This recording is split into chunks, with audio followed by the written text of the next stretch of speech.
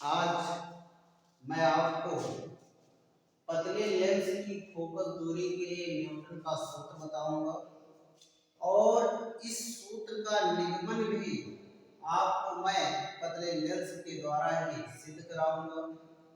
सबसे पहले न्यूटन क्या कहे थे इसके लिए न्यूटन ने कुछ चीजें बताई।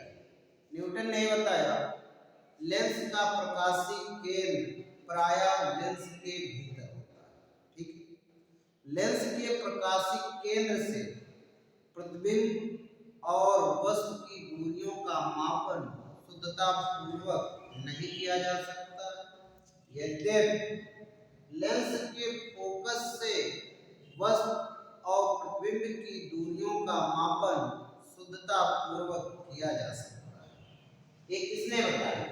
न्यूटन ने बताया। दो चीजों के लिए ही केवल उन्होंने बताया था, एक प्रतिबिंब की दूरी और एक वस्तु की दूरी। प्रतिबिंब और वस्तु की दूरी का मापन लेंस के प्रकाशित केंद्र से शुद्धता पूर्वक नहीं किया जा सकता। ये किसने बताया? न्यूटन। और क्या बताया कि इसकी अपेक्षा लेंस के मुख्य फोकस से वस्तु और प्रतिबिंब की दूरियों का मापन शुद्धता पूर्वक किया जा सकता है। ठीक है, यदि लेंस के प्रथम फोकस से वस्तु की दूरी को हम x मान लेते हैं और प्रतिबिंब की दूरी को x डैश मान लेते हैं, तब x डैश बराबर f डैश, यही है न्यूटन का सूत्र। फोकस दूरी के लिए यही होगा न्यूटन का सूत्र। अब इस सूत्र का निगमन हमें कराना है, तो इसको कराने के लिए हम लोग उत्तल लेंस से ही कराएंगे। थोड़ा आप देखेंगे, अगर वर्णन इसका लिखित है, न्यूटन ने क्या कहा? लेंस का प्रकाशिक केंद्र प्रायः लेंस के भीतर होता है। कहाँ होता है? भीतर होता है। अतः लेंस के प्रकाशिक केंद्र से वस्तु की दूरी व प्रतिबिंब की दूरी का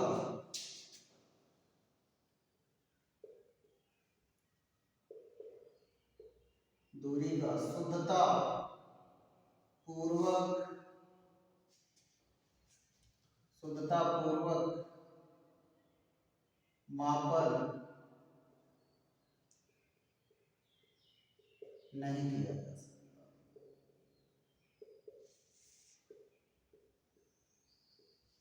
ठीक, लेंस का प्रकाशीय केंद्र प्रायः लेंस के भीतर होता है, अतः लेंस के प्रकाशीय केंद्र से वस्तु की दूरी व प्रतिबिंब की दूरी का शुद्धता पूर्वक मापन नहीं किया जा सकता। यद्यपि कहां से किया जा सकता है? यद्यपि लेंस के मुख्य फोकस से, या आप कह सकते हैं फोकस से भी कह सकते हैं, फोकस से प्रतिबिंब व वस्तु की दूरी का शुद्धता पूर्वक मापन किया जा सकता है। ठीक है, आगे क्या लिख सकते हैं? यदि लेंस के प्रथम फोकस से वस्तु की दूरी x डैश हो, सॉरी x हो व द्वितीय फोकस से प्रतिबिंब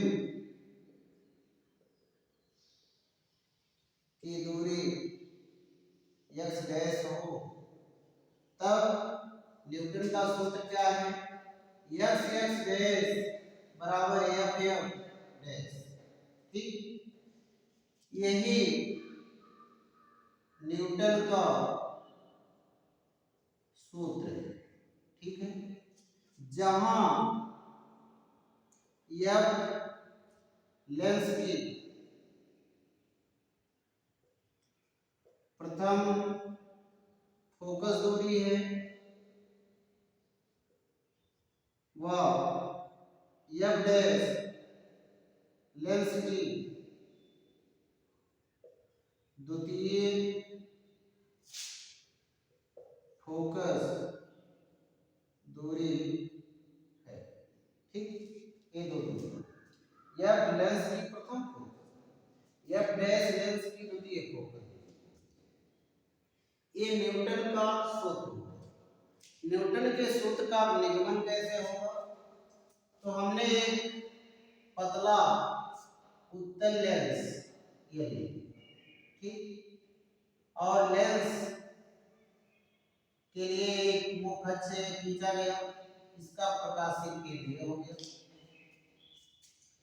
इस लेंस का प्रथम फोकस आपका F1 इस तरफ हो गया, या F ही मान लीजिए, मुख्य फोकस को F ही मानेंगे, और ये आपका हो गया। ठीक, यहां से प्रथम फोकस से वस्तु की जो दूरी है AB की, वो है x। पहले मुख्य अक्ष के समांतर ये आए और दर्पण से परावर्तन के पश्चात फोकस से दूसरी प्रकाश किरण लेंस के प्रथम फोकस से जाती है और दर्पण से परावर्तन के पश्चात मुख्य अक्ष के समांतर हो जाती है। ए बी का जो प्रतिबिंब है वो ए डैश और बी डैश होता है। ठीक, ये आपका एलिमेंट, ध्यान दें, इसका नाम बी जे रख दीजिए, यहां से यहां तक बी। अब इसमें ध्यान देंगे, पहला जो आपका है त्रिभुज ए बी एफ, दूसरा त्रिभुज आपका है यहाँ पे एक के मान से एफ सी के।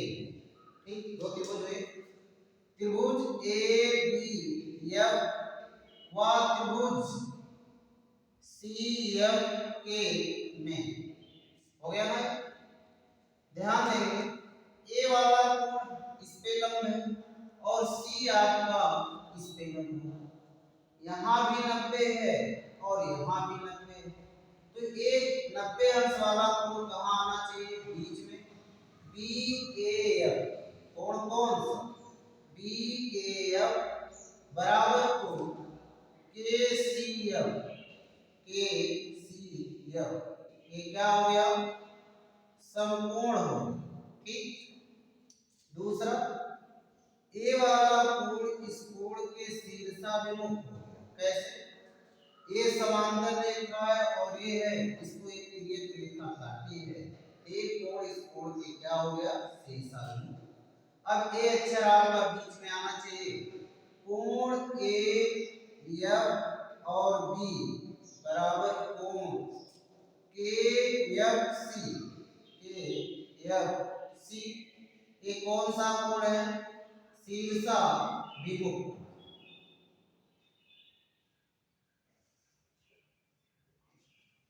अब बताइए, इस त्रिभुज के दो कोण इस त्रिभुज के दो कोण के बराबर हैं, तो आपका ये त्रिभुज ए बी एफ समरूप होगा त्रिभुज सी एफ के।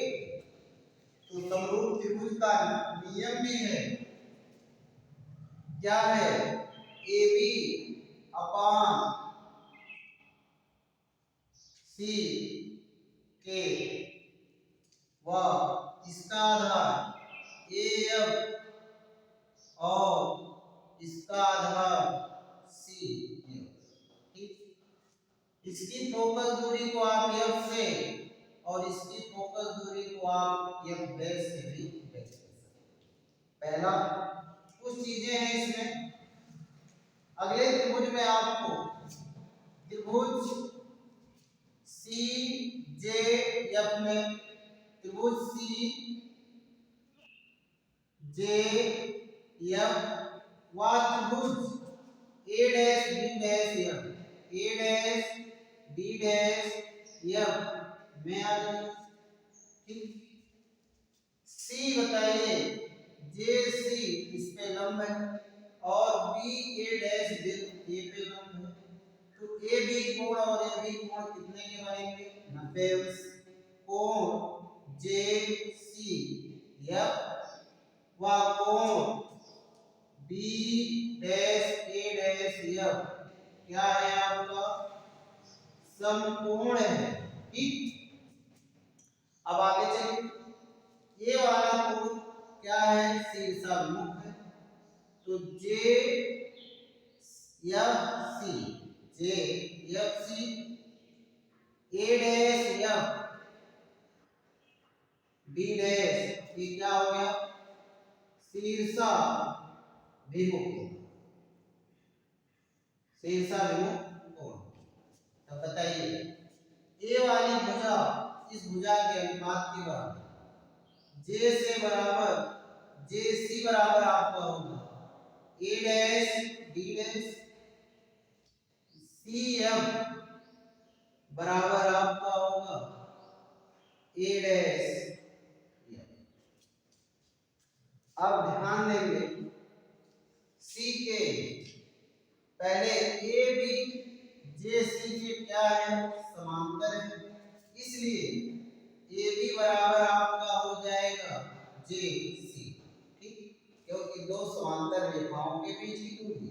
दूसरी चीज C के AB के बराबर होगा, क्योंकि ये वाली रेखा और ये वाली रेखा एक दूसरे के समांतर है, इसलिए C के बराबर आपका हो जाएगा A dash B dash.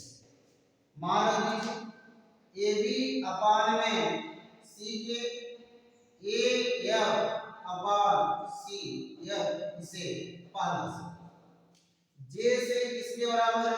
JC AB के बराबर है, तो AB upon A dash B dash, CF अपान में A डैश और F, ये आपका बन गया दूसरा समीकरण। तो अब समीकरण 1 और 2 से आप चलेंगे, सीके के स्थान पे आपको रखना था A डैश और B डैश। ये चीज और ये दोनों आपस में बराबर है, तो AF बटे में CF बराबर किसके हो जाएगा? CF upon A dash F। ठीक, यहां तक तो आपको दिख रहा हो। आगे चलते हैं चिन्ह परिपाटी से।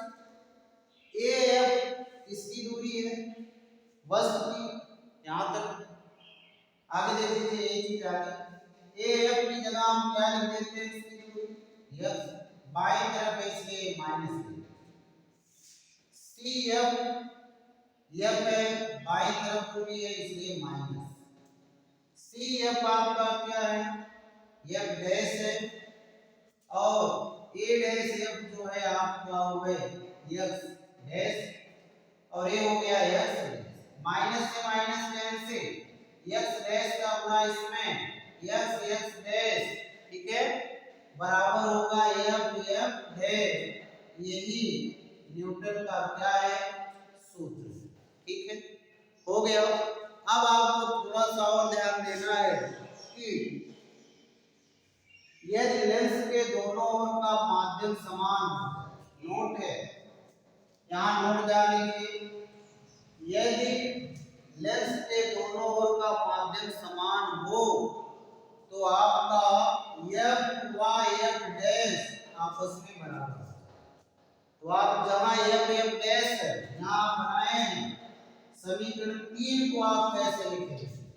यदि लेंस के दोनों ओर का माध्यम समान हो जाए एफ और एफ डैश के क्या होगा तब बराबर होगा।